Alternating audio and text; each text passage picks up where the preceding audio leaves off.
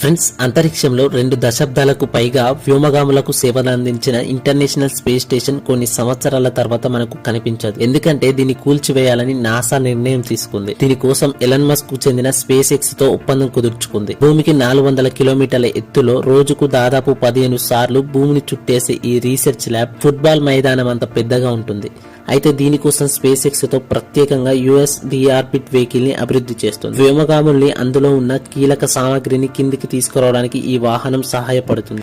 ISS ను New Zealand, south America మధ్యలో ఉన్న పసిఫిక్ మహాసముద్రం జలాల్లోని శాటిలైట్ శ్మశాన వాటికగా పిలిచే పాయింట్ నిమో వద్ద కూల్చివేయనున్నారు. అయితే ఈ కూల్చివేత ప్రక్రియ 8 టన్నుల ప్రపోలెంట్ ఇంధనం అవసరం అవుతుందంట. కాగా 1998లో దీని నిర్మాణం పూర్తి అవ్వగా ఇప్పటి వరకు 19-20 దేశాల వ్యోమగాములు అంతరిక్ష పర్యాటకులను దీన్ని సందర్శించారు. ఫ్రెండ్స్, ఎంతమందికి స్పేస్ కు సంబంధించిన వీడియోస్ అంటే చాలా ఇష్టమో వారు ఖచ్చితంగా కామెంట్ చేయండి.